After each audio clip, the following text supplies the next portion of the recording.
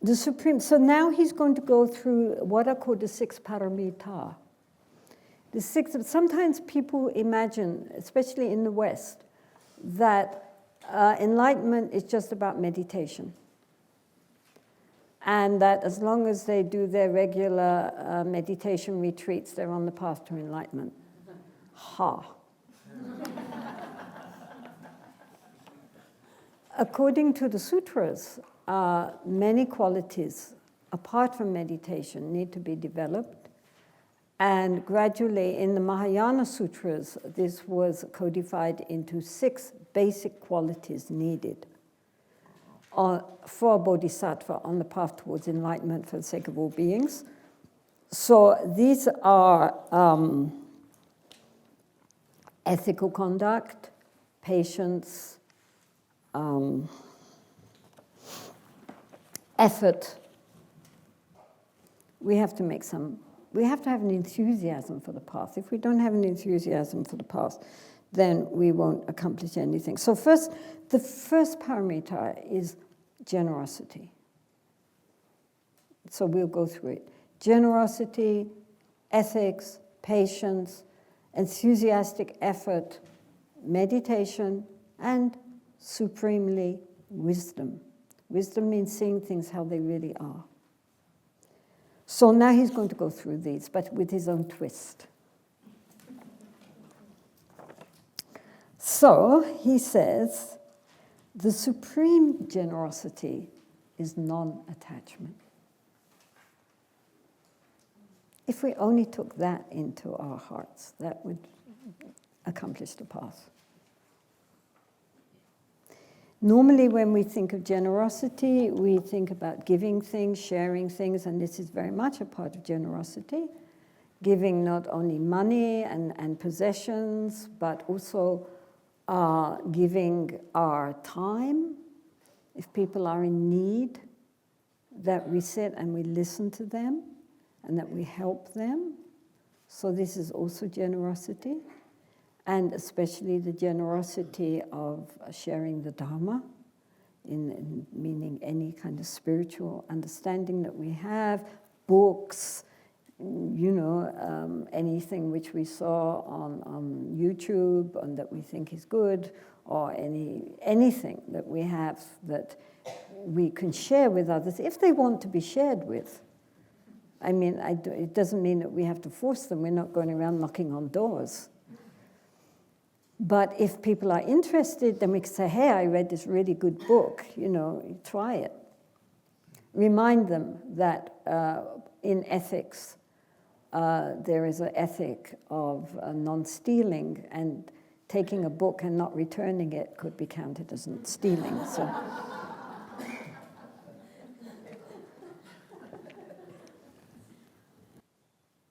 But anyway, I mean, generosity is usually understood as sharing what we have with others, whether it's possessions, money, time, or knowledge. Whatever we have, we are happy that others should have. But what is the basis of that? The basis of that is non-attachment. If we are non-attached, then naturally things flow. We had this Swami friend in India called Ramananda. He was actually a direct disciple of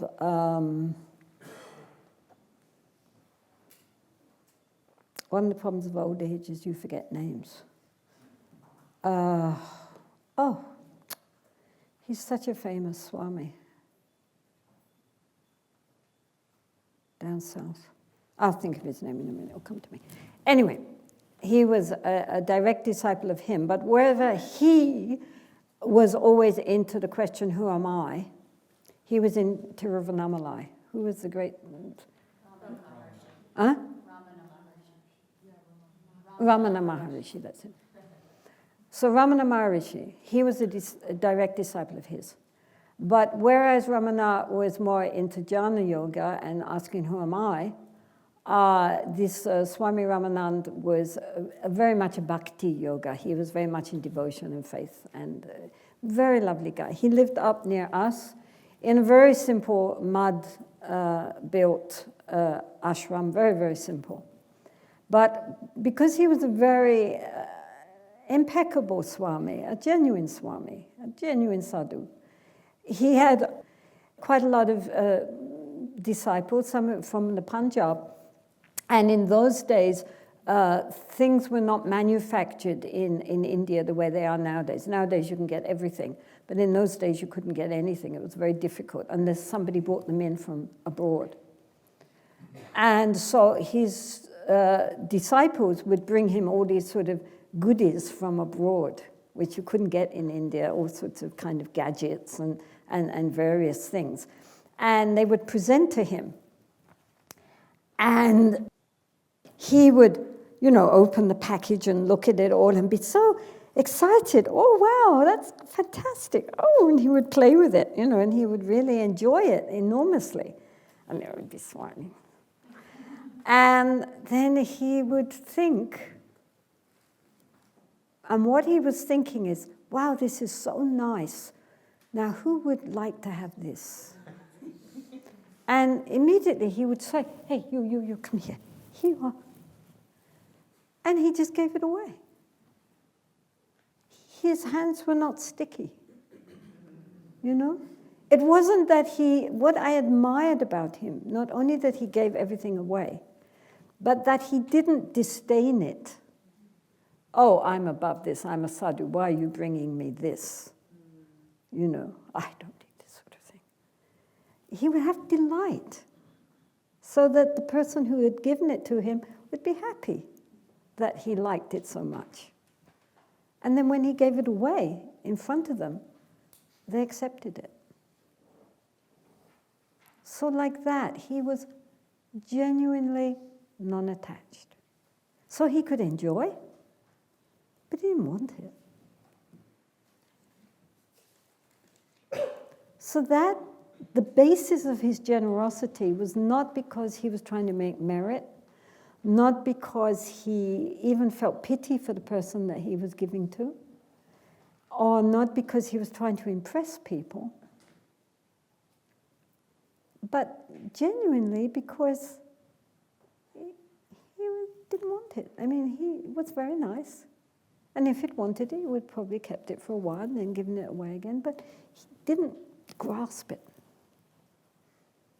He was genuinely unattached. Happy, happy, happy. So, therefore, this idea that genuine generosity, openness of the heart, starts with the heart. It's because we're not grasping. Therefore, things slide off. Mostly our minds are like Velcro. You know Velcro? It has all these little hooks, and it catches onto everything, and it's very hard to get it off again. So this is our mind. We see something we like, and right? And so what we need to develop is a Teflon mind, right? Slides off. Non-stick. A non-stick mind. That's what we need. And that is based on non-attachment. You know, there's this famous example that it illustrates the point of grasping. Is, you know, I'm sure most of you know this example. I don't even know if it's true. But it's said that in Indonesia, there's this monkey trap, right, which is made of a hollowed out coconut and with a little hole nailed to a tree. And inside the coconut is this coconut sweet.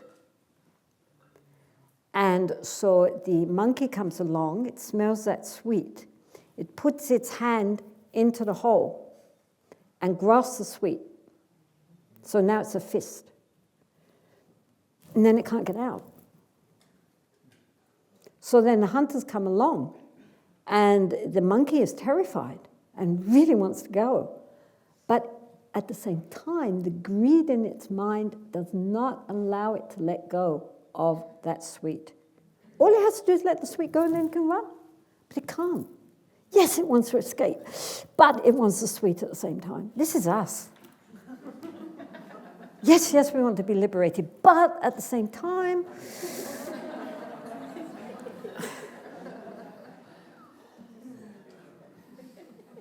isn't it?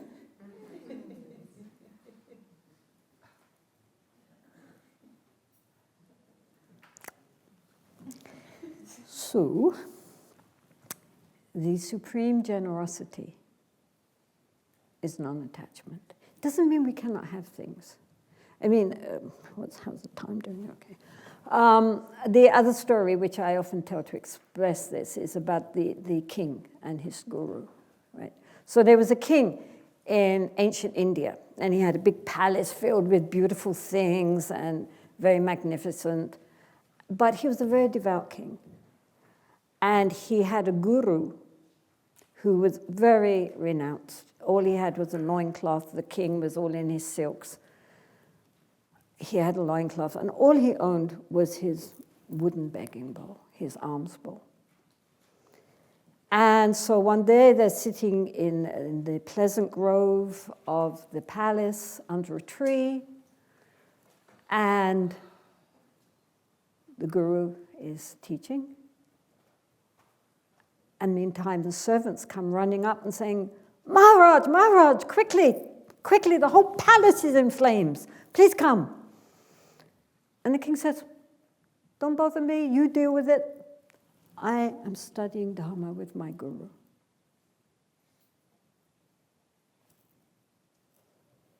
And then the guru jumps up and said, what do you mean? I left my bowl in the palace.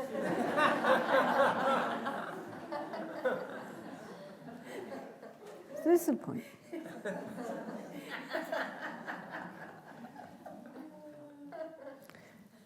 Truly, it's not what we own, but what owns us. Right? We can have nothing and be attached to having nothing. We can have the world and still, if we lose it, so what? I mean, recently with all these fires, in these terrible, terrible fires in California,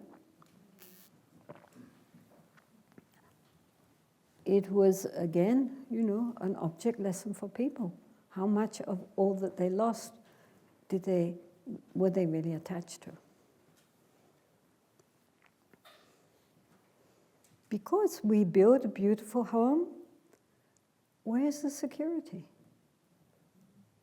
We have to appreciate the only way to be secure is in insecurity, recognizing that nothing is secure. Then if we feel secure in that insecurity, then we're secure. Because then whatever happens, we will deal with it. But if we cling to the idea that everything has to stay how it is and nothing changes, then that is very insecure. Because everything is changing constantly. And what we have today, we don't know we're going to have tomorrow. So this is why this ability just to be open and accepting is so important for our inner well-being. And it doesn't mean that we don't love things or appreciate things, but it does mean we don't grasp at them.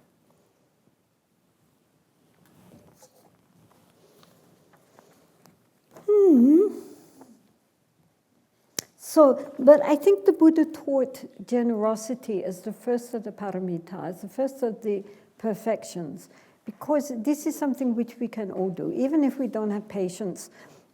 Even if we can't concentrate for 2 minutes consecutively, even if we get upset and angry and all these other things, we can still cultivate being generous, all of us.